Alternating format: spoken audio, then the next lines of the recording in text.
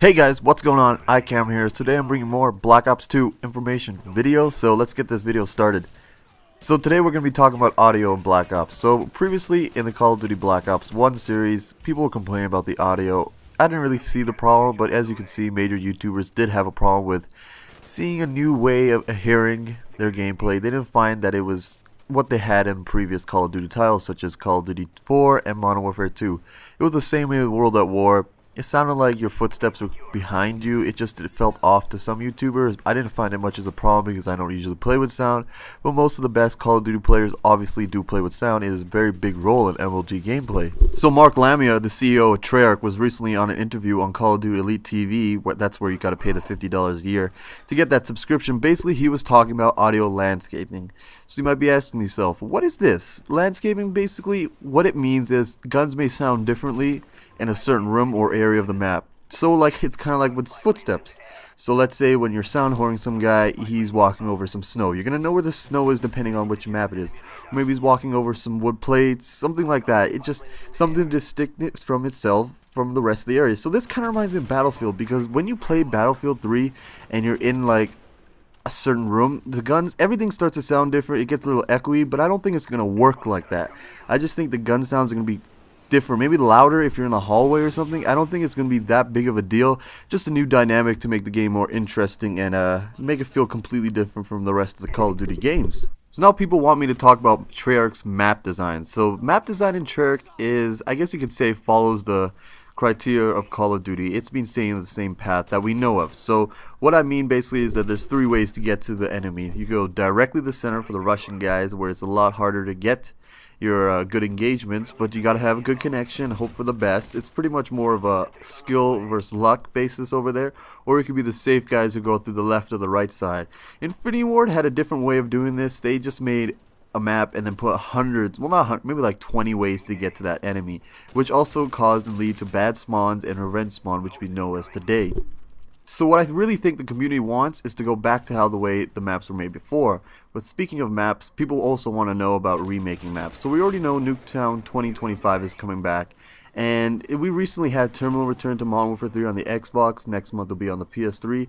But it was the exact same game, it was the exact same map, and people got tired of that map already. It's just something that we've seen before, that we played a bunch a couple years ago.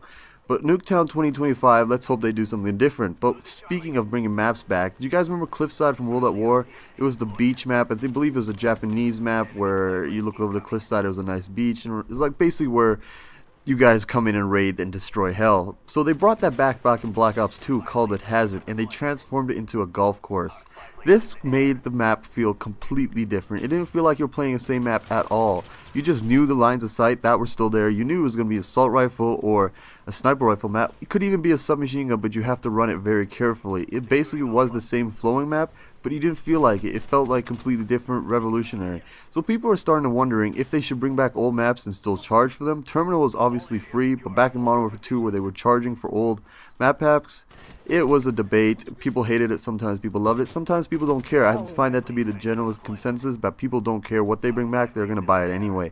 But personally, I do like the way of remaking the map, completely making a different feel, change of the colors, and all that jazz.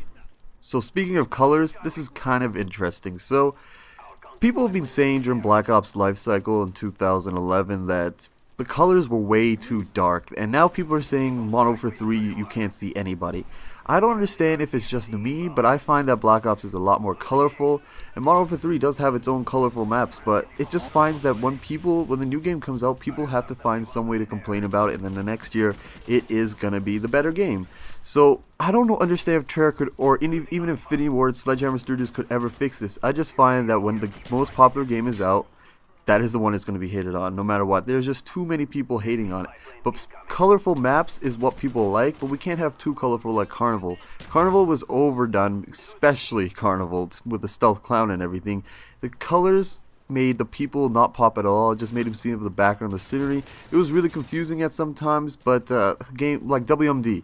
WMD is a good example of the proper colorful. People stand out easily, but you also have those ghost users that could use the camouflage environment to get his advantage. So the video is winding down, guys, but let me know in the comments below. Do you like colorful maps? Are you looking forward to Treyarch's new audio system? What is your favorite map, and would you like it to return, and what kind of way? My favorite map, personally, from the Call of Duty series, from Treyarch's side, would have to be Castle. If they would bring Castle back, they should make it into more of a, instead of a Japanese type of castle, make it into like an English castle. That'd be pretty sick, guys. But if you haven't already, hit the subscribe button on top. Like it too. Comment below. Peace.